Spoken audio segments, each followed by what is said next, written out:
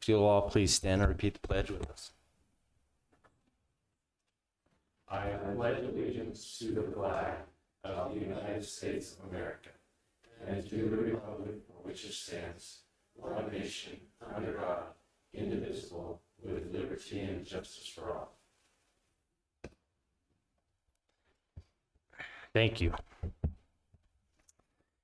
Moving right on into the agenda. Item number 1 on the agenda is approval of minutes. Commissioners, we have one set of minutes from the August 2nd, 2023 meeting. Do we have any corrections? I have none.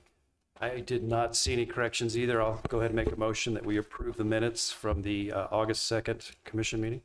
I'll second. We have a motion and a second. All in favor? Aye. Aye, motion passes. Item number 2 on the agenda is special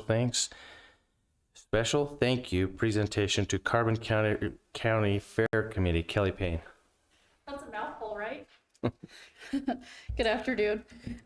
So the fair just happened last weekend. So I just wanted to say thank you to our great employees who helped bring the fair back. It was called Back in the Saddle, and it couldn't have been done without them. So if you're here and if you want to come up and join me, that would be great.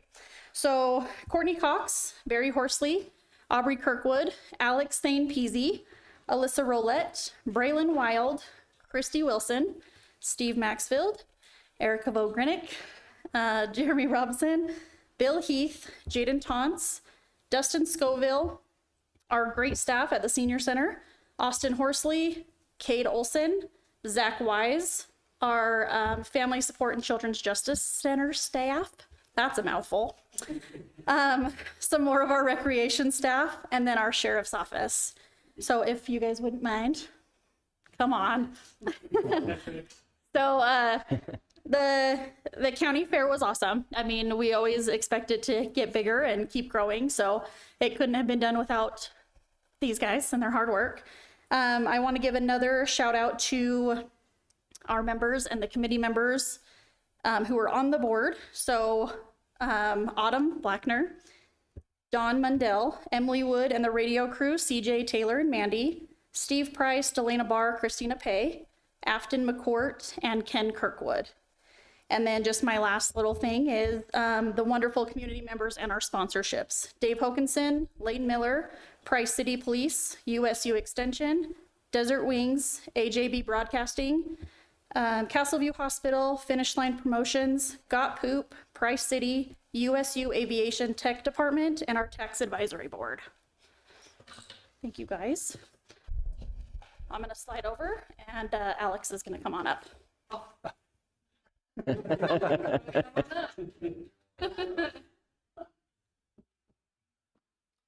So last week, Barry and I were talking, and we wanted to recognize Courtney Cox for everything that she has done for us, for getting us back in the saddle.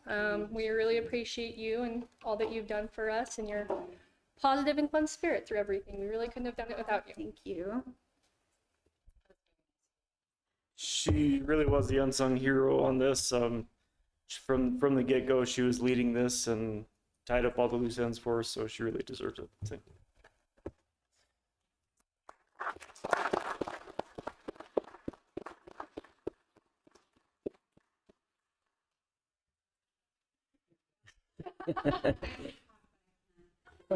Thank you to all of you. It really was a group effort, and thanks for Courtney for kind of like spearheading the idea. She came to us last year and said, hey, we really need to bring back a county fair, a fall, in October or something.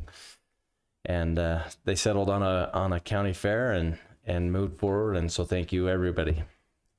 And it was good to see too that there wasn't one thing that was overwhelming. I think the folks that went to the car show or the RC or the motocross or the concert, whatever it was just the right amount of people. It wasn't too crowded. So I know the bull riders, that was a full house, which was great to see. But it was a job well done by all of you. Thank you. Thanks from me too. Yep. Okay, item number 3, consideration of possible approval of marketing agreement with Expedia.com.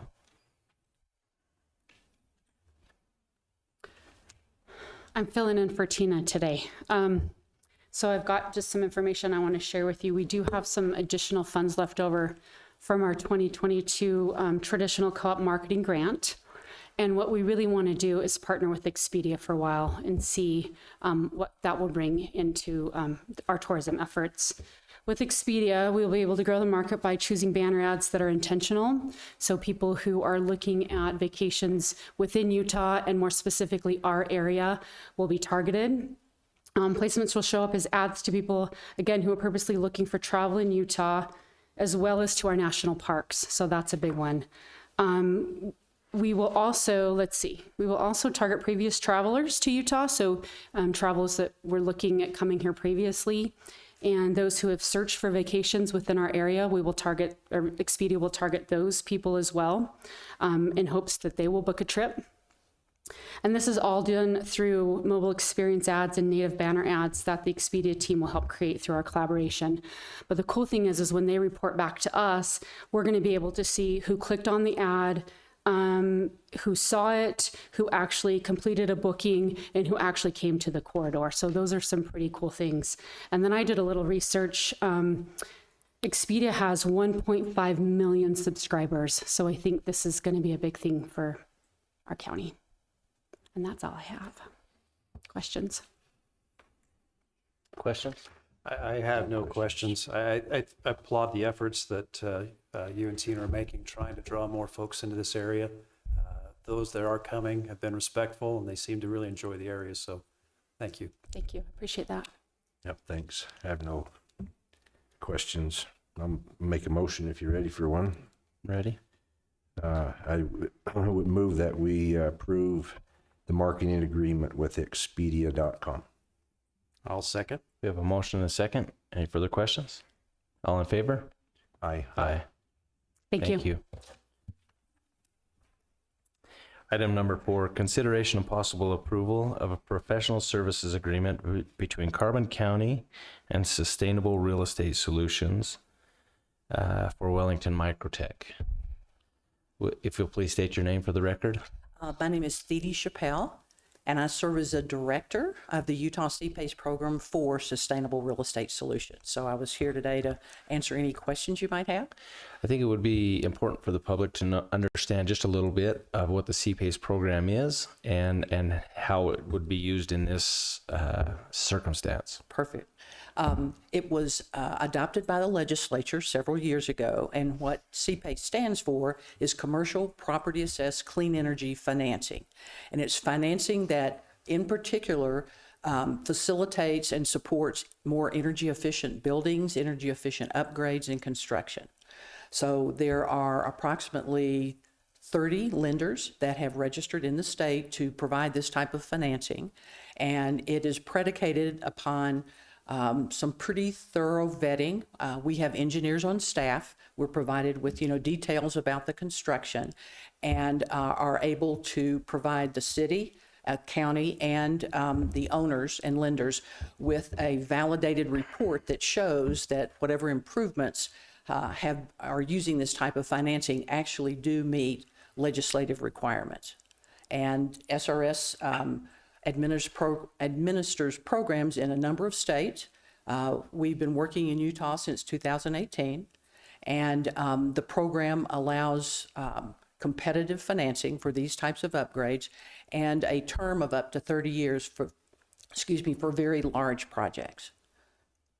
It's basically functions the same as a water or sewer assessment, but it's a loan directly between the borrowers and lenders. Thank you. Any questions? Any comments?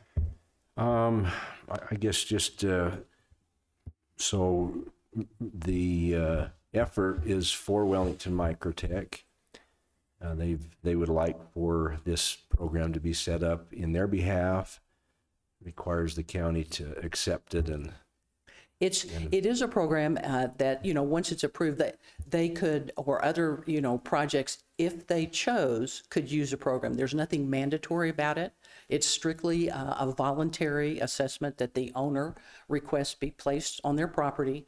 The county's involvement is very minimal. It's a matter of them approving that and then immediately transferring all responsibility to the third-party lender that's involved in the transaction.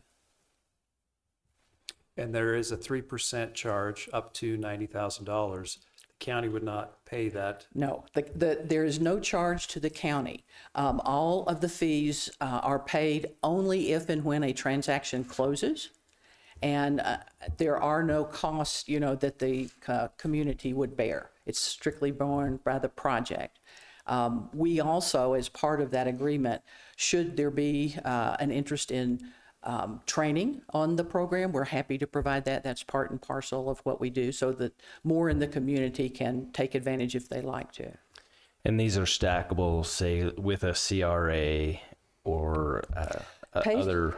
Yeah, there are very few limitations. In fact, before the pandemic, when I would have in-person workshops to explain it, I almost always had someone there from like Rocky Mountain Power, because you can really use CPACE with just about any other type of financing or incentives that are available. Perfect. Thank you. There are some limitations, but very few.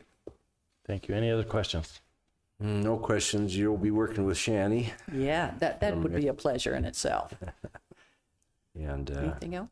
Yeah, and if this helps Wellington Microtech get started, I mean, it's a great thing. More industry coming to this area, future employment opportunities as well.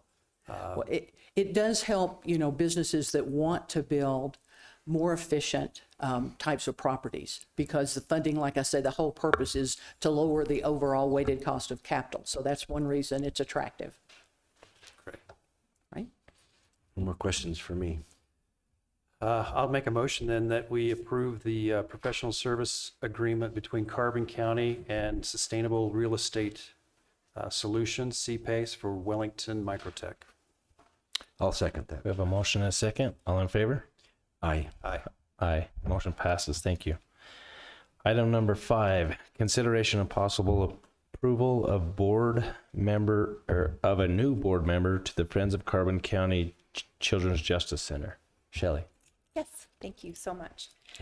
We finally recruited a board member from Emery County. She here? Which one? Okay, come on. Can you come up? And introduce yourself.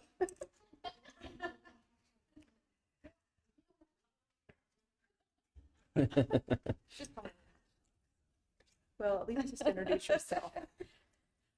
I am Janae Minchie. I currently live in Elmo, where we plan on staying for the rest of our time. So I'm married to Bo Minchie, who is a trooper with the Highway Patrol. Well, welcome aboard. Thank you.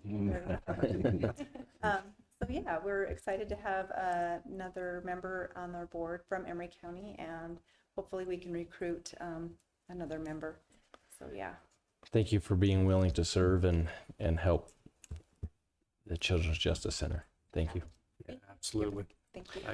Yep. I'll make the motion that we approve Janae Minchie to the Friends of Carbon and Emery County Justice, or Children's Justice Center. I'll second. We have a motion and a second. All in favor? Aye. Aye. Aye. Motion is approved. Thank you. Stay up here. Thank you.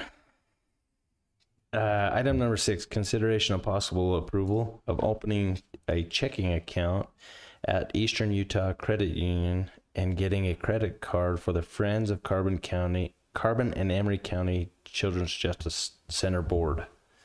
Shelley. Okay, so what we would like is, we would like the county to own the account, or it be under, not own it, but under Carbon County, with the Friends treasurer being able to have access to make deposits or write checks. So we'd have a checking account, but it would be managed under Carbon County, and the same thing with the credit card. So like I have a department credit card, but we would have a credit card under the Friends, and it would just be strictly for purchases that were funded by the Friends. Seth, what concerns do you have? And I think probably the other person to talk to would be Kay down in the treasurer's office. Yeah, I think that's wise to have some discussion with her. I think there were some concerns in the past in that this is not our money; it's the Friends' money, correct? It's the Friends' money that belongs to the operating expenses of the center. So the Friends fundraise, and then the money is turned over to the county. Okay, so this officially is money that the Friends has turned over to you or to the county. Yes, it's the county does have the funds already, and then so for future fundraising, how it will work is after a fundraiser is completed, the Friends will have 30 days to transfer a certain percentage of the funds back to the county, which will go into our account that I can use for operating expenses, purchases, equipment purchases, whatever our needs are at the center. And then the Friends will retain a certain amount in the account at Eastern Utah Community Credit Union for fees that we have to fund, purchases that we have to make, when we are doing a fundraiser. So the operating expenses of a fundraiser, the charitable solicitations permit, the Friends still pay an annual lease to the county, so the Friends could write a check to the county for those sorts of expenses. I don't see any big problems with it. In the past, we were just concerned because it was considered the Friends' money, and the Friends is meant to be a separate entity, distinct from the county. We have other entities like the health department where we do a similar thing where it's their bank account, but we have stewardship over it and do the accounting and whatnot. So I don't see a problem with that. If you're going to approve it tonight, it might be wise to just approve it pending discussions with Kay. Yeah, I think a concern that I have is the checks need to have two signatures, should have two signatures. The credit card concerns me. It would be easy for someone to make a purchase and get reimbursed, but if there's just this one credit card floating around amongst board members, there could be some challenges. So the credit card would be held probably with the treasurer. And then when they make expenses, those expenses have to come to me, and I would file the claim with the county like I do our county credit card. Okay. So all the expenses have to come through the center because we have to file the claim to pay the county. Okay. That makes sense. So I think maybe what we ought to do, we can either approve as stated, or we could table, whatever we're comfortable doing. I'm okay approving it with Kay's review and Seth's review. Same here. Would this include, would you perform audits for this? If the money's coming to the county, again, would this fall under your purview as a clerk auditor to provide those audits of that?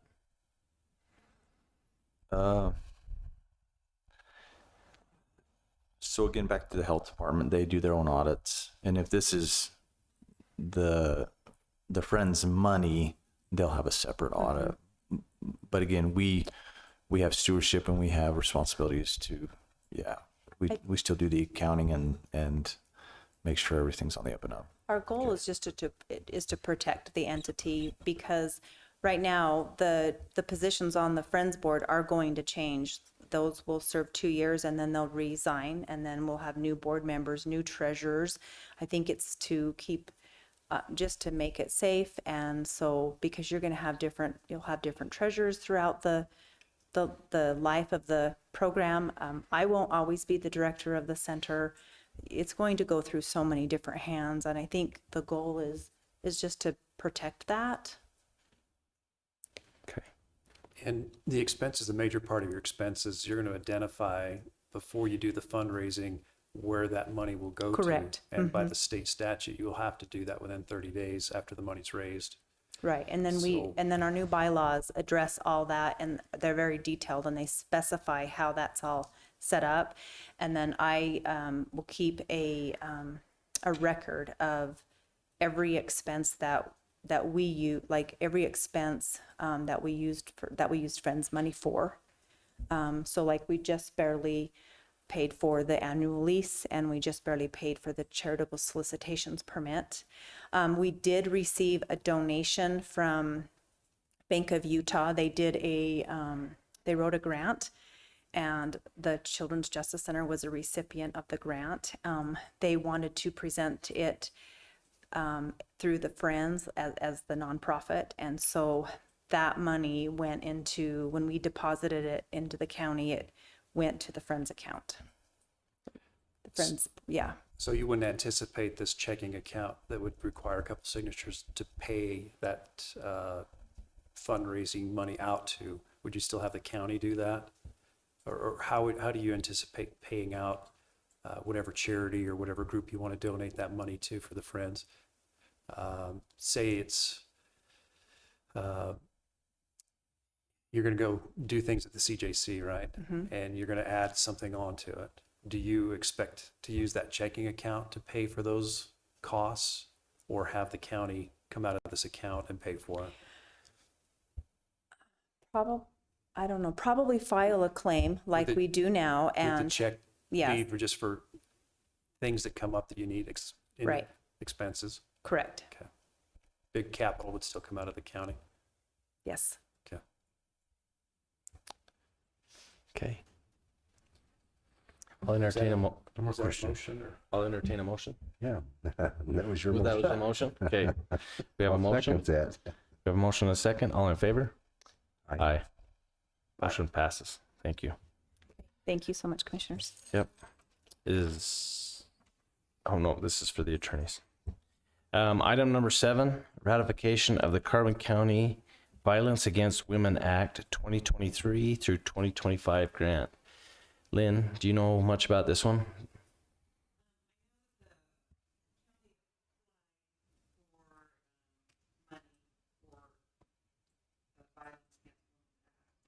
And they are receiving $209,791. The money is supposed to go toward strengthening responsible to domestic violence, dating violence, sexual assault, and stalking. Okay, So we received that money, and this is just the ratification. perfect. Questions? I don't. No have any- questions. This was one that Christian had me sign electronically. So if no questions, I'll make the motion that we ratify the County Attorney Violence Against Women Act 2023 through 2025 grant. And I'll second. We have a motion and a second. All in favor? Aye. Aye. Motion passes. Thank you. Item number 8, consideration of possible approval to apply for the Children's Justice Assistance Grant. Sheriff Wood. Yes. So I've done a little bit of research, and I've talked with Travis Erickson over at the court. So kind of wanted to explain what happens with the court bailiff situation. So we have 2 full-time bailiffs that perform bailiff duties for the 7th District Court and for our Justice Court. This one's a different item, Jeff. This one is The JAG. Oh, this is the JAG. Sorry, I'm ahead of myself. So this is our normal JAG grant. This is the one that's for emergency management. Danelle told me I was going to present for this one. I don't think anything has changed on that grant this year. We do a lot of things with that grant. We get a lot of our equipment and a lot of stuff that we do for emergency management as well as sheriff's office through that grant. I didn't review it, but Danelle told me that it is pretty much the same as it was last year. Any questions? I have none. I don't have any questions either. I'll make a motion that we approve to apply for the Justice Assistance Grant. I'll second that. We have a motion and a second. All in favor? Aye. Aye. Aye. Motion passes. Batter up. All right. You'll just stay there for just 1 second. Consideration of possible approval of an annual district court security contract. Okay. Would you like to cover this? Yes. So as I was saying, so we cover the 7th District Court bailiffs with 2 full-time employees right now. We also do some justice court stuff. The contract has been around for years, and it allows for a number of hours to be performed, and it's around 3,600. So as we stand right now, we perform more than that. So I have 2 full-time deputies that work over there, and the contract requires us to cover the court from 7:30 in the morning until 5:30 in the evening, Monday through Friday. So I have 2 deputies that do that, and that's their only job. I also have 2 deputies that are assigned to the 7th District Court that are drug court trackers. So their job is to track those offenders in the community for drug court, which we find is a huge asset to us. It keeps people out of jail, and we're still able to manage them. So there's those 2. There's also 2 community supervision trackers that do similar to that in the justice court, and they track people that are not in jail that are in trouble with the court. So with all those people, we're able to manage the court, but we don't claim the hours from the drug court trackers or the community court trackers as our running total of hours. We just use them sometimes. So for example, on Wednesdays, often there's courts going on Wednesdays, and we need more than 2 people to cover everything with the dynamics of that building. It's just not possible to have someone cover the front, someone cover a court, and then have someone doing virtual court as well. So we have that going on. So there's times we have more, there's times we have less. If they have a jury trial, we have to be there for that. So it was brought up that we should look at the hours paid versus the hours worked. And right now, the way, according to the math, I had Lynn help me with the math, we're about 45 weeks of pay is what we have to cover instead of 52. So I brought that up to Travis, and Travis agreed with me. He says, yeah, that is correct. He said that it's really not an hour per hour type thing because of the fluidity of the job.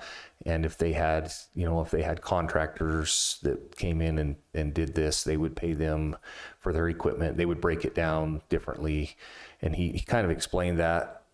But we missed the boat this year to renegotiate our contract. That needs to be done now, really, for next year. So in June is when they appropriate the funding for it. So I've requested a meeting with his boss within the next 6 weeks, so we can sit down and negotiate further. Now the question is, according to the contract, if we sign the contract, we're agreeing to cover from 7:30 in the morning till 5:30 at night, Monday through Friday, and that will be us putting in more hours than we're getting paid for, unless we can get creative with the way that we cover that. I'm happy to look at that. We could do that. I have to review, and I was talking to Lynn about this prior to this meeting, I have to review the statute because I have some statutory obligation as the sheriff to cover that. I just don't know how much that they make me do. So I would recommend that we table this one more time until we can do just a little more research and find out what we're getting into, and then I can put together a schedule to accommodate what we're paid for if we have to do that. Well, or like you said,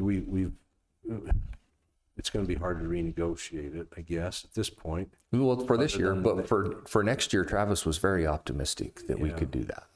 And he agrees with us. One angle would be to go ahead and approve this and then just start working on trying to get that worked out. Yeah, and that is your statutory responsibilities may require us to provide some there just normally without being compensated. So that'd give you time to work through it too and figure it out. I have no issue with that at all. And the relationship with Travis and the courts is a good relationship. I really think that they'll listen to what we need to say, what we have, and I think it would be fine. I think it shows good faith to go ahead and approve this one, knowing that we're in negotiations for next year. Okay. So Just to be clear, Jeff, you're good with approving this as it is now, and then you're going to renegotiate next year's? Yes, that's exactly the plan. So we have, Travis was making arrangements for a meeting with Palmer is the guy's last name. That's the guy that's over the contract, so we can negotiate for that. And then the way he explained it was, right now, had we have had this thought in May or June's when the money's appropriated, but the pot's empty now. And so we have to wait till it fills back up to ask for additional funding. And I told him we understand that better than anybody. I wish the state would see things from our perspective more often. Would it be important, though, that during the legislative process, they're going to need a little more money than they have? Yeah, exactly. So it's going to have to happen earlier than May of next year. Yeah, I want it. I'm happy to do that as soon as we can now. And he said within 6 weeks, so. Okay. I'll make the motion that we approve the annual district court security contract. Do we want to stipulate any part of the negotiations for the adjustment? So they won't adjust it for this year. It'll be adjusted for next if we get that. But I guess the negotiation doesn't need to be a part of this motion. It'll just happen, right? Yeah. Okay. All right, that'll second. We have a motion and a second. Any further questions? All in favor? Aye. Aye. Motion passes. Thank you. Thank you, gentlemen. Item number 10 is discussion and possible approval of the 2023 property tax roll adjustments. These are assessor initiated adjustments. One question I had, it doesn't look like Gillen is online. Is that correct? He's at training this week and was sent a link, but it doesn't appear that he's online. Okay.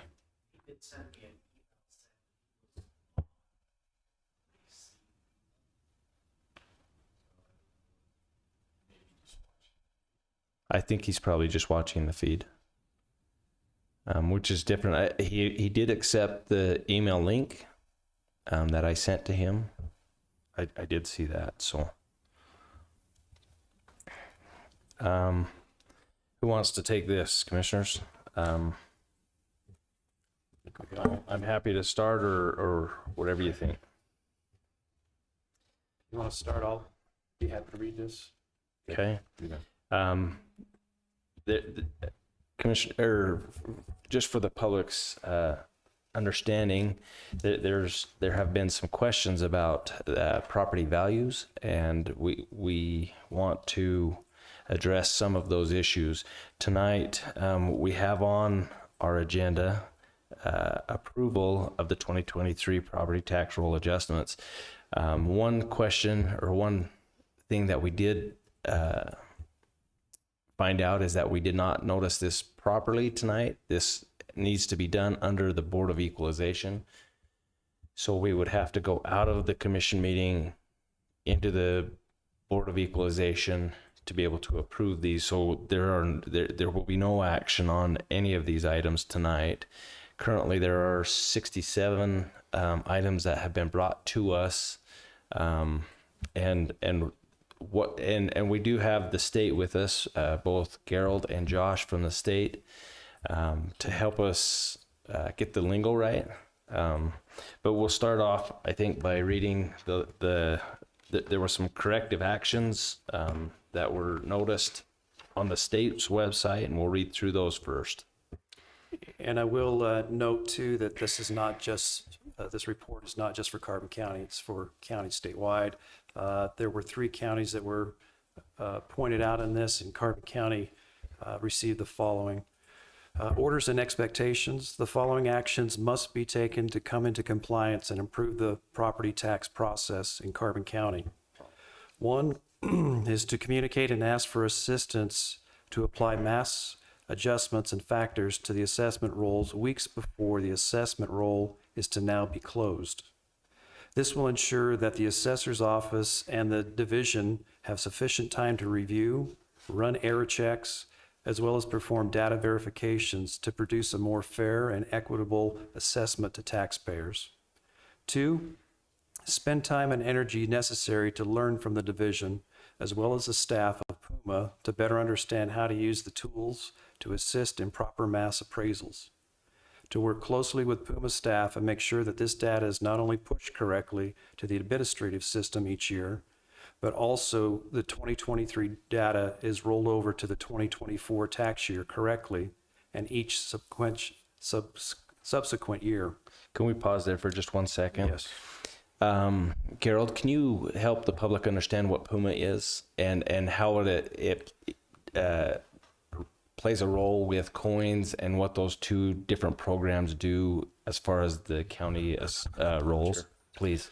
Sure. Okay, so the PUMA system is a database program that is used to house property characteristics of the improvements on properties and also attributes of the land.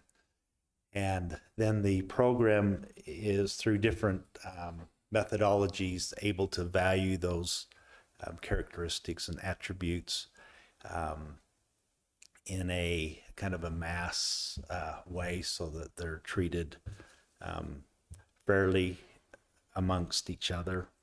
And so this system requires that the information be put in there consistently and certain fields filled out so that it can operate properly.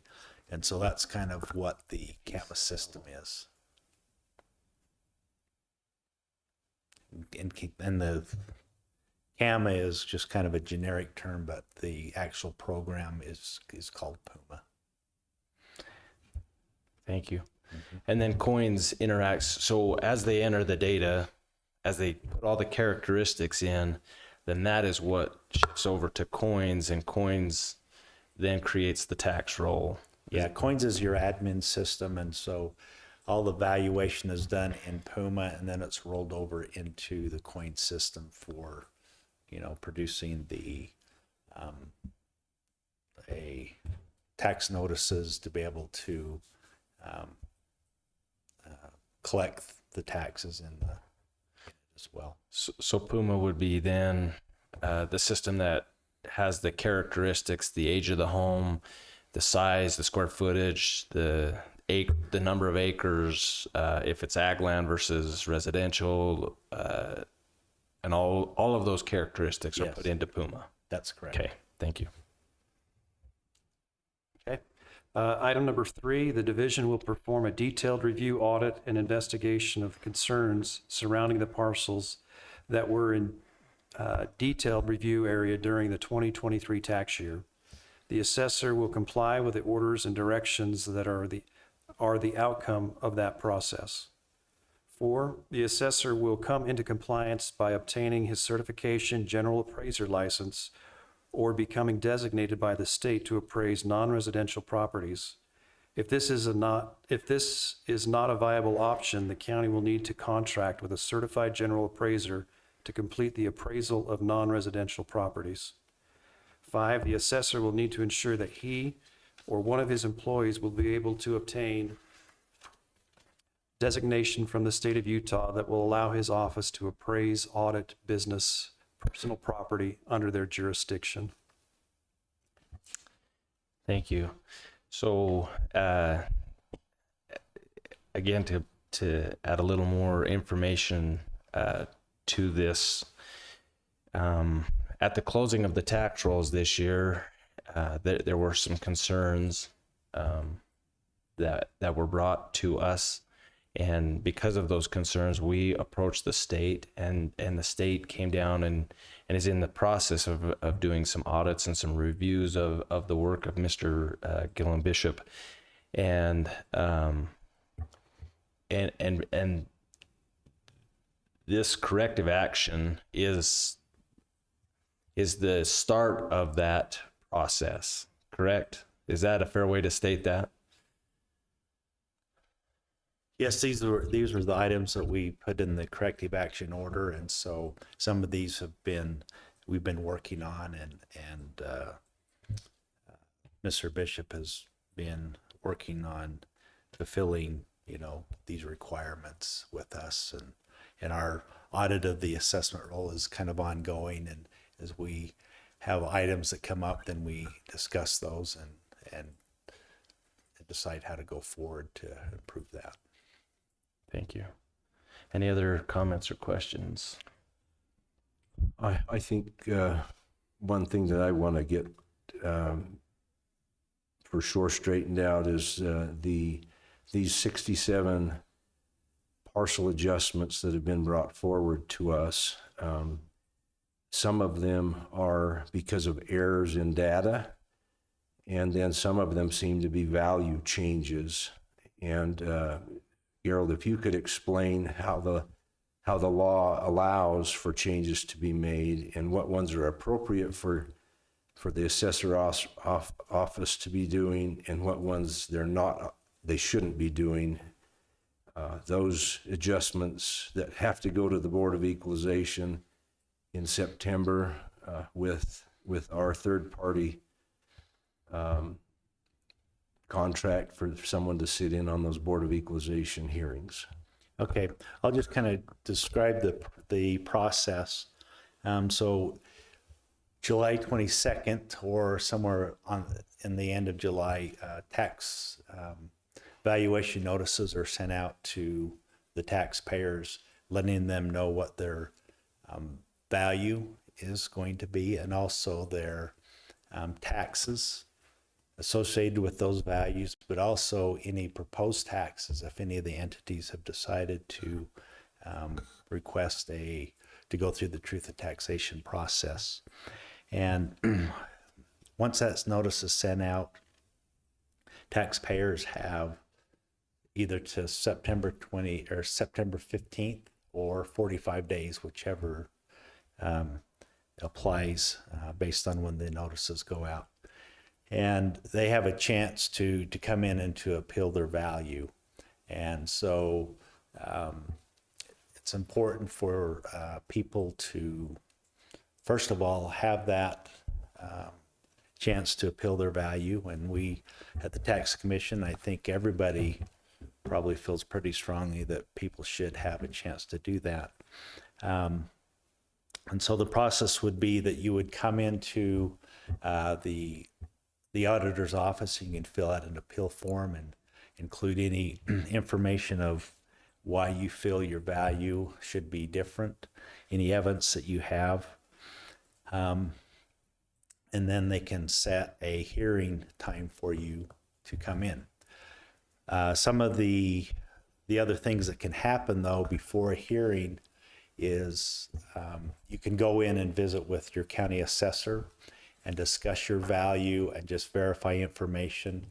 And so if there's some information that's determined to be in error, then those could be corrected and then sent through the Board of Equalization for their approval. It's important for the taxpayers to realize that even though they talk to the assessor and they maybe stipulate to a different value, that that they do continue on and make sure that they have filled out an appeal form so that if their stipulated value is denied, they can continue on to their appeal. And so I think that that's probably one important thing that people need to realize is that they need to fill out that form. And then the other point I wanted to make is that a taxpayer can have somebody represent them during their hearing if they'd like, but they do need to make sure that they have signed authorization for that person to represent them, and but that is certainly allowed, but just needs to go through that process. Anyway, do you have any other questions about that, or? I don't think so.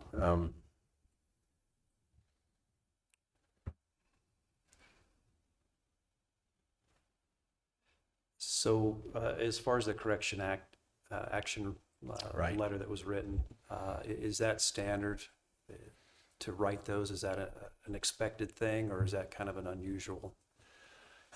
This is probably a little bit beyond the scope of what we normally do, but we felt like it was, necessary and important to kind of lay things out that we are really concerned about, and so that we can move forward and take care of these things and make sure things are valued and processed correctly.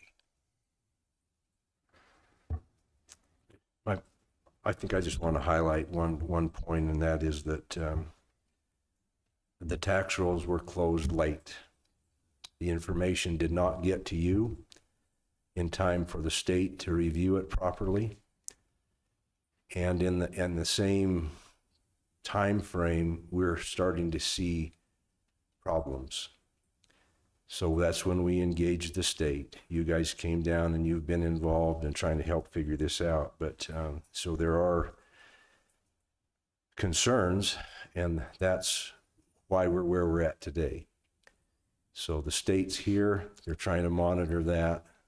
We're committed to making sure we do everything we can to get problems fixed moving forward. Right. And there's been commitments on Mr. Bishop's part to be in the office so that he's there to take care of his duties there. I see that Gillen has now joined the meeting, and we want to welcome him. And I hope you heard what was said, that those that you have stipulated with probably still need to sign up for the BOE just in case what is approved through the BOE as part of the stipulations that we can do outside of value adjustments. I don't think we can approve any value adjustments as without going through a hearing officer. Any errors that were made because of data errors, wrong square footage, maybe there was a wrong number put in or something like that, those can be approved prior to the hearing officer, or they still may need a hearing officer's review, but those are ones that we can approve. Is that correct? Yeah, I think that is, and I think also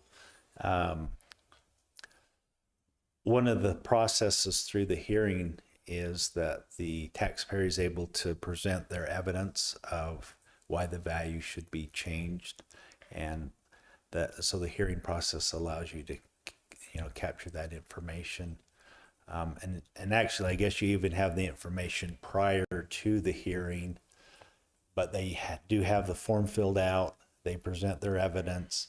That allows the assessor to review that evidence, and if it's through that evidence, for example, maybe they had a fee appraisal done for purchasing the home, or they have a closing statement. And so if those types of things are attached to it prior to the hearing taking place, and the assessor wants to stipulate to that value, then that's something that they could present to you. And if you approve it, then that's the end of the issue.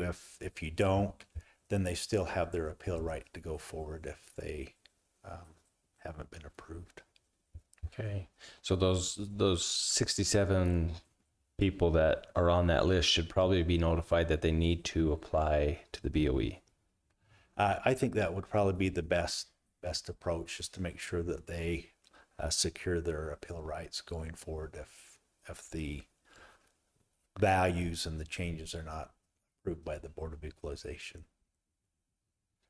Okay. I think it would be helpful to explain who the Board of Equalization is, because we have two terms used in the county. Okay. The three of us are the Board of Equalization. We have to approve any change that occurs after the tax rolls are closed. Right. every change. We hire A hearing a officer. hearing officer. He represents us in the what we call the Board of Equalization hearings. That may not be the right term, but those are held in like the third week of September. And then he makes recommendations to us of changes that he feels like are equitable. Right. And we have to approve those. Right. So typically, the assessor would then, in those hearings, the assessor would say, here are the justifications for the values that I've put on the home. Right. And then the taxpayer would come in and say, here is the reason why I would like to appeal those values, and here's the evidence. So then, as they both present their evidence, then the hearing officer then can look at both of those, all of the evidence, and come up with a value that he thinks is fair, taking in both sides of it. Right. That's correct. And if someone comes in, signs up for, to go in to see the hearing officer, and all they bring in is this concept that the value of my home is too high with no evidence, explain what probably will happen there. So the process would be that they'd be notified that they have insufficient evidence to proceed, and I think they have 10 days to respond with information. So they have to turn their information in early before their hearing. Right. So the hearing officer has time to review it. Right. Okay. Yep.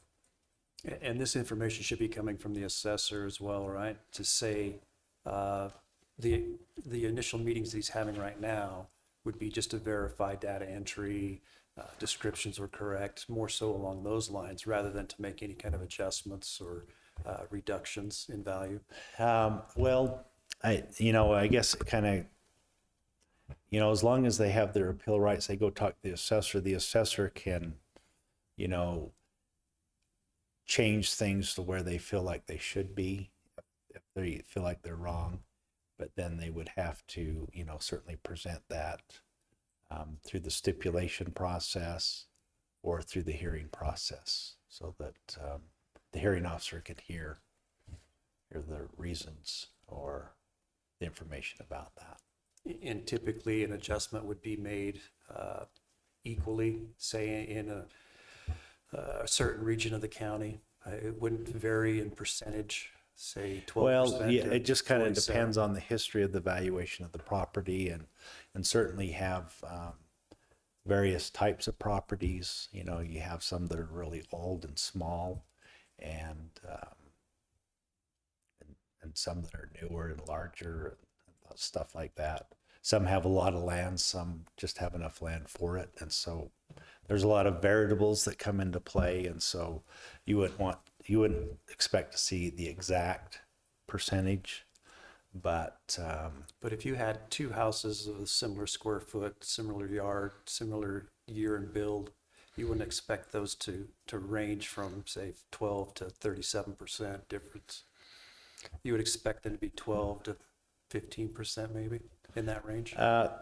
yeah, I mean, that's what you'd like to see, but you just got to look at the history of how it was valued in the past, and so factoring is kind of the last resort. And so if one particular house is a little newer than the other one, and a certain age range got factored up more than the other, then it starts kind of making some differences. And so when you go to look at them, and you're trying to equalize that area, there could be some differences.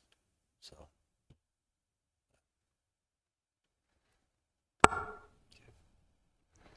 Any other comments or questions? No, I just want the public to know we're working on it. And the goal is that we don't have the same types of problems with those properties that have the detailed review for next year. Right. Mm-hmm. And I think that's Every something error puts everything more out of whack. And if Yeah. we're committed to going through this whole deal and trying to clean it up and make sure that it's accurate. Yeah, and we as an agency will continue to work with the assessor's office and their staff and try to put things into play and help them be successful at what their job is. So Thank you for helping. you bet. Thank you. Before we end with this subject, Josh or Gillen, did you have any comments or questions? Yeah, this is Gillen. Can you guys hear me? Yes. So one of the things I just wanted to highlight is that, and I highlighted an email that I sent to everyone, was that Carbon County has experienced during the last 3 years that I've been in office, exponential growth in value. If you were to look in the preceding 10 years before I was in office, the average growth was $10 million each year. We've seen around approximately $300 million in real property growth each year.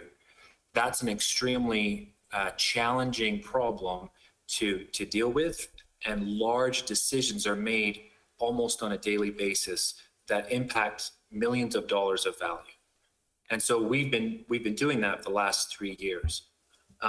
Personal property, which is also in our department, has gone from about 79 million all the way up to this year. We closed it off at 202 million. And so I share that just so that the perspective and growth can be understood. I mean, we did as much in 1 year as was done in the preceding 10 years. And so that does create a scenario where you will have people coming in to challenge that kind of increase. Not only that, I'd like to also address Commissioner Jensen's comment that the tax roll was delivered late. When the tax roll does go past the 22nd, the state must be informed. Joshua was in communication with my office, and he's on the call right now, and he informed the assessors that they could go up until the end of the month, and if it was to go past the end of the month, a signed agreement with the director, Denny Lytle, would have to be signed. We delivered it before the end of the month, but at that time is when the tax roll was taken over by the commission, and you guys had the state start to make changes. And so I just wanted to highlight That is not, you know, that's incorrect. The tax roll was turned in 2 weeks late. Then we took it over, and 2 weeks later, the new tax roll was closed. Okay, so maybe Joshua can help me can clarify that if he was well aware of when we were closing the tax roll. I mean, it's not a point that I want to it's not a hill I'm going to die on, but it's that is exactly what that's my statement. Okay. But the one thing I did also want to talk about was the meetings that we were having with the individuals that have approached our office. They are all coming from, well, the majority of them are coming from one focused area that has been over-influenced in this year's reappraisal.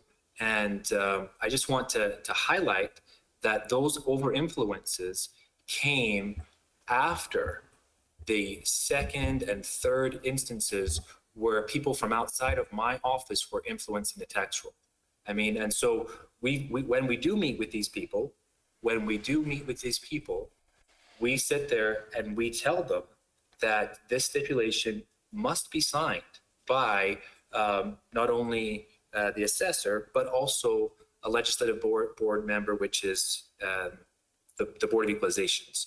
And so we make sure that they understand that this does have to go through a formalized process, but that if for whatever reason it is rejected, then they will have their rights reinstated, and then they will have the chance to go on to the state level appeals. So I just wanted to make sure that those things were highlighted from my side. I think, just to be clear, those people, all of those individuals still need to sign up for BOE in order to keep their rights. Yeah, and I can take, because every single person that's been in the office has had what's called the PT-10 form, which is the one asking for the review.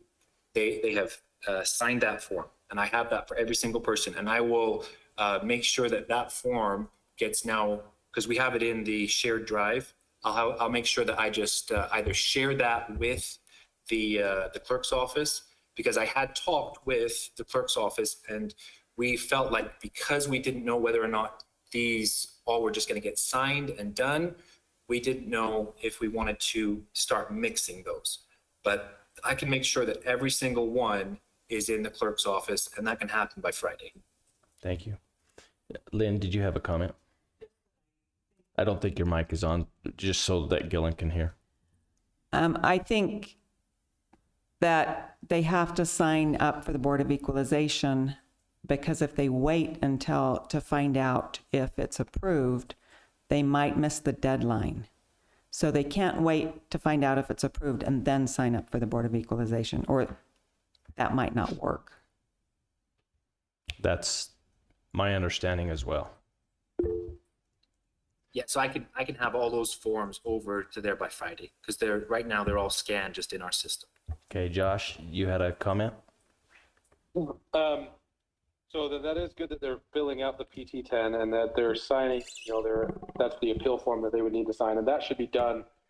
And the assessor's office wants to help them fill that out. That's great. And as Gillen said, that needs to get to the clerk auditor's office so that he can process that in order to schedule a hearing where their appeal can be heard. The time between when they file the appeal and the hearing date is, they do have the option to meet with Mr. Gillen in his office to discuss whether or not a stipulation can be agreed upon. The reason why they would want to do that is in mass appraisal, you are appraising large areas, large, neighborhoods like properties, and you're not doing an individual appraisal. And so anytime an individual appeals, you would then want to have the assessor's office review that appeal and in essence do a fee appraisal on that appeal to see if the mass appraisal process worked.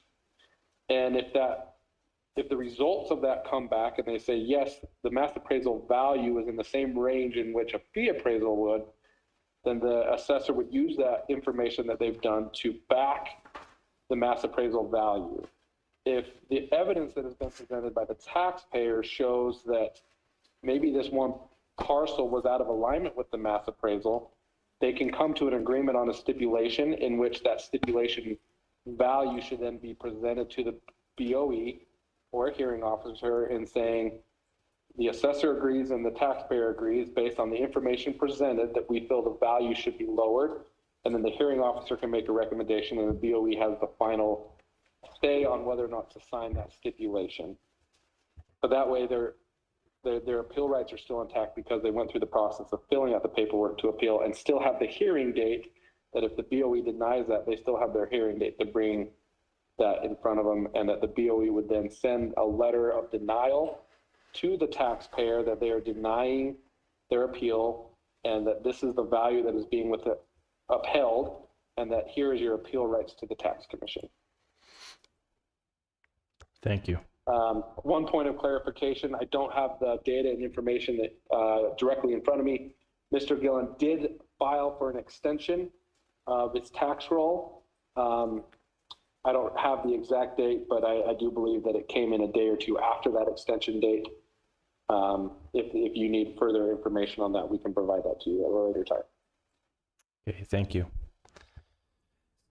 So if I could too, once the assessor's done with the tax roll and that's turned over, that becomes a point where it needs to go to the clerk, and the commission are responsible for it at that point. If there's any kind of an error, a glaring error, I think as part of the audit, you see that. And you then, if things look kosher, you would just accept and kind of do your spot checks. But if you're doing a spot check and you see issue and then another issue and then another issue and another issue, I think that brings up a red flag. And I think that's the point where it got to for us. And that's when we brought the state in. I'm not going to speak for the state. You guys have seen more of this than we have. But I'm really concerned. I'm glad that the state's here to help. And again, like Commissioner Jensen said, we just want to get this corrected, and so we can move forward in a fair and equitable way for all of the taxpayers. Any further comments or questions? Okay. Moving on. Item number 12, consideration and possible approval. Oh, excuse me. Number 11, public hearing for the 2023 budget amendments. Seth, would you like to walk us through those? Yeah, each year we go through the budget process, September, October, November for the next year. And typically there are maybe grant amounts that we don't know their exact amounts, or sometimes during the year we'll have expenses that are unexpected, or projects that are unexpected. And so because of that, we typically will twice a year have budget amendments, where we'll look at our budget, look at maybe expenses that, like I said, weren't initially budgeted for, or we generally have more information on grants and other things that we may need to adjust. So this process here, again, we've looked at the budget. There's a few adjustments that we're looking at today. And so I just want to go over those at a high level and hit the high points of the budgeted adjustments that we are proposing today. I'm going to go over, first of all, Fund 10, which is our general fund. We're proposing a budget amendment that would be an increase of $1,123,000. $400,000 of that upfront is for opioid settlement funds. So this is a money that we received from the federal government because of the opioid settlement with. So these are revenues coming in. Right. We've also budgeted $400,000 to be expended. Correct. Yeah. I just want to make the point that this is not tax dollars. This is money that we're receiving from the federal government, and then we've also budgeted to expend it. So it's outside money. Also, $200,000 of that is a transfer to Fund 20 as part of the health insurance increase that we discussed during our budgeting process last year. $120,000 is for the assessor's office for a commercial appraiser and a new camera. $150,000 of it was for upgraded radios for our dispatch and sheriff's department. $60,000 is for hazmat pager pay that we needed an additional amount from what we previously budgeted for. $90,000 increase for our CJC grant. They were approved for additional funds, so we had to budget for those. There was $50,000 in increase that was all related to our public defender grant. We were approved for increased funds to be used for public defenders. And then there's $52,000 for an additional maintenance employee. So those are all Fund 10 adjustments. Fund 20, there was an additional $300,000 that we have as budget amendments. $55,000 of that is for additional animal shelter expenses. We've had an incredible amount of cats and dogs out there. Maybe some of that is because of COVID. We have an additional $141,000 for our city fire contract. It's increased quite significantly year over year, and there was some addition that we needed there. $26,000 for our liquor law enforcement grant. We were approved for an additional amount there, and then $65,000 for road shop wages, and for their utilities are a little bit higher this year. Fund 45, which is our capital projects fund. There's a $3 million increase and all of that is for our EWP projects that we've had this year. We've had 3 different EWP projects related to the significant flooding that we had about a year and a half ago. There's 3 canyons that we had to do a lot of mitigation work. And the majority of that money is all paid for by a federal grant. There's a small match that we take care of, but most of it's from a federal grant. That's all for Fund 45. Fund 54, which is our airport, there's a $226,000 increase for a budget amendment that we've proposed there. And that's all related to pavement maintenance projects, a lot of for striping costs there. And correct me if I'm wrong, Casey, but I believe a lot of that's paid for by federal grant as well. Yeah, well, this year's was paid for by a state grant, and next year's will be paid for by a federal grant. Thank you. Thanks for the clarification. And then finally, in Fund 56, which is our municipal or our debt service fund, we have a $68,000 increase, and the reason for that is the remodel at the our old courthouse to turn it into a new building for the Southeastern Utah Health Department.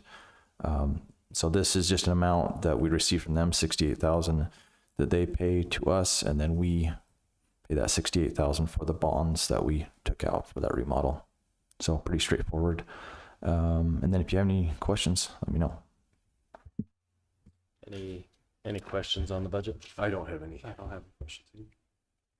Okay, we'll now open it up for public hearing. The time is now 5:40. Anybody that would like to speak to this, please come to the mic and state your name for the record. Seeing no one, last chance, no one coming to the mic, we'll close the public hearing at 5:42. I guess it was 5:41 when we opened it, but 5:42.